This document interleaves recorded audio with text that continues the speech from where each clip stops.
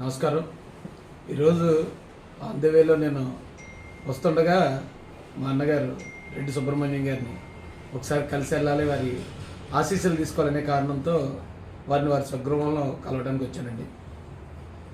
ఇక్కడ మీడియా మిత్రులు వచ్చిన కారణంగా నేను మీ అందరికీ మీడియా ద్వారా తెలియజేయాలనుకున్నది ఏంటంటే, పెద్ద అయిన నారా చంద్రబాబు నాయుడు గారు, లోకేష్ గారు, పవన్ కళ్యాణ్ గారు వీరు ముగ్గురు ఆశీర్వదించి ఈ గన్నవరానికి నన్ను ఎమ్మెల్యే అభ్యర్థిగా ప్రకటించారు.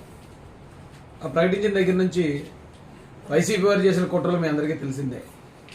ఎప్పుడో పాత వీడియోలు తీసి ఆ వీడియోలని కట్ల పేస్ట్లు ఎడిట్లు చేసి ఆ బ్యాడ్ని నా మీద, తద్వారా చంద్రబాబు నాయుడు గారి మీద, పవన్ కళ్యాణ్ గారి మీద నెట్టాలని చూసినప్పుడు నాకు నేనుగా నా వల్ల పార్టీ ఇబ్బంది పడకూడదని ఒక సహృద్భావ వాతావరణంలో నేను బయట రావడం జరిగింది.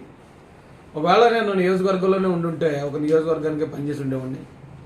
ఈ రోజున రాష్ట్ర వ్యాప్తంగా 175 నియోజకవర్గాల్లో జగన్మోహన్ రెడ్డిని ఎలా ఓడించాలి, ఎందుకు ఓడించాలి అనేది నా కమ్యూనిటీ ప్రజలందరికీ కూడా నేను చైతన్యం కల్పించి జగన్మోహన్ రెడ్డిని ఓడించి గొప్ప వ్యక్తి నారా చంద్రబాబు నాయుడు గారిని సీఎం చేసుకునే పనిలో మేమందరం కూడా చిత్తశుద్ధితో పనిచేస్తామని ఈ మీడియా ముఖంగా నేను మీ అందరికీ తెలియజేస్తున్నానండి. నమస్కారం. అందరికీ నమస్కారం. సోదరులు మహాసేన్ రాజేష్ గారు మా ఇంటికి రావడం జరిగింది. పార్టీ గురించి, తెలుగుదేశం పార్టీ, జనసేన, బీజేపీ కూటమి అభ్యర్థులను ఎలా గెలిపించుకోవాలి, అధికారంలో ఎలా తీసుకురావాలి, మా నాయకుడు చంద్రబాబు నాయుడు గారిని ముఖ్యమంత్రిగా ఎలా చేయాలి అనే విషయాల మీద మేము చర్చించుకోవడం కూడా జరిగింది. రాజకీయాల్లో కొన్ని అనుకోని సంఘటనలు జరుగుతూ ఉంటాయి. ఆ జరుగుతున్నప్పుడే సంయమనం పాటించాలి, క్రమశిక్షణగా ఉండాలి.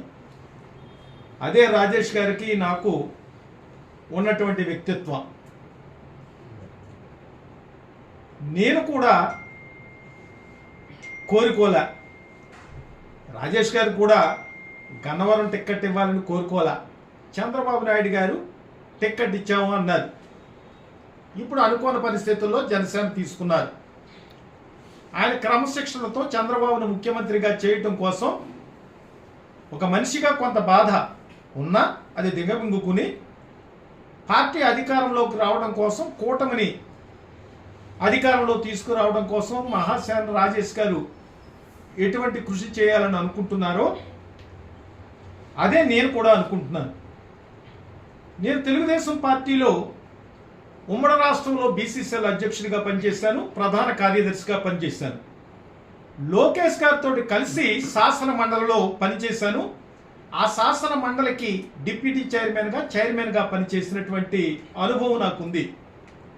నేను రామచంద్రపురం ఇన్ఛార్జి కోరుకోలే, ఈ జిల్లా ప్రెసిడెంట్గా కూడా మేము కోరుకోనప్పటికీ కూడా పార్టీ ఒక గౌరవం ఇచ్చి రెడ్డి అనంతకుమార్ మా సతీమణిని జిల్లా అధ్యక్షులుగా నియమించారు. జిల్లా అధ్యక్షులుగా పనిచేస్తున్నాం. ఆవిడ ప్రత్యక్షంగా, నేను పరోక్షంగా ఆ కార్యక్రమంలో నిమగ్నమవుతున్నటువంటి సందర్భంలో గన్నవరం ఇన్ఛార్జిగా రెడ్డి అనంతకుమార్ గారిని చూడమన్నప్పుడు కూడా ఆ గన్నవరం ఇన్ఛార్జిగా పనిచేశాం. ఆ తర్వాత పరిణామాలు దృష్టిలో పెట్టుకుని రామచంద్రపురం నేను కోరుకోలేదు, పార్టీ ఆదేశించింది. చంద్రబాబు నాయుడు గారు ఆదేశించారు. నేను రామచంద్రపురం ఇన్ఛార్జిగా సుమారు 3 సంవత్సరాలు పనిచేసి అక్కడ పార్టీని ఒక తాటి మీదకి తీసుకొచ్చాను. ఆ తర్వాత జరిగినటువంటి పరిణామాలు మీ అన్నీ కూడా తెలుసు. మరి ఎందుకు ఆలోచించారో చంద్రబాబు నాయుడు గారు, లోకేష్ గారు నాకైతే తెలియదు. నన్ను ఇన్ఛార్జిగా ఉన్నటువంటి నన్ను కాదని మరి ఇంకొకరి అభ్యర్థిత్వం అక్కడ ఖరారు చేయడం జరిగింది. మేము క్రమశిక్షణగా వెళ్ళినటువంటి వ్యక్తులు, రాజేష్ గారు కానీ నేను కానీ. మనిషిగా నాకు కూడా కొంత బాధ ఉంది. 3 సంవత్సరాలు పనిచేసాం. అయ్యో, అన్ని చోట్ల ఈ ఉమ్మడి తూర్పుగోదావరి జిల్లాలో కొన్ని చోట్ల పొత్తులో పోతే ప్రతి చోట పొత్తులో పోన చోట తెలుగుదేశం ఇన్ఛార్జీలు ఎవరైతే ఉన్నారో వాళ్ళందరికీ టిక్కెట్లు వచ్చాయి. నా ఒక్కడికే అక్కడ టిక్కెట్ రాలేదనే బాధ కొంత ఉంటుంది, సహజం అది, మేము మనుషులమే.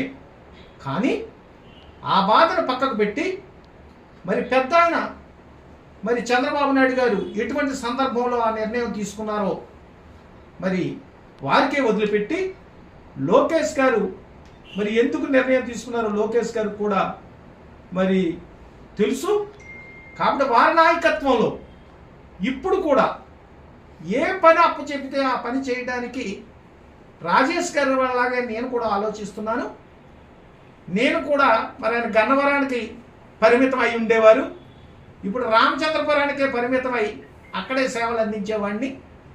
ఇప్పుడు అక్కడ ఇవ్వలేదనే బాధ ఉన్నా నా సేవలు ఈ జిల్లా స్థాయిలో ఉపయోగించుకుంటారో లేదా ఉమ్మడి జిల్లాలో ఉపయోగించుకుంటారో, ఏ రకంగా ఉపయోగించుకున్నా ఉపయోగపడి మాకు జరిగినటువంటి బాధని మరిచిపోయి మరలా మా భవిష్యత్తుని చంద్రబాబు నాయుడు గారికే వదిలిపెట్టి ఈ కూటమి అధికారంలో తీసుకురావడం కోసం నా వంతు కృషి నేను చేస్తాను.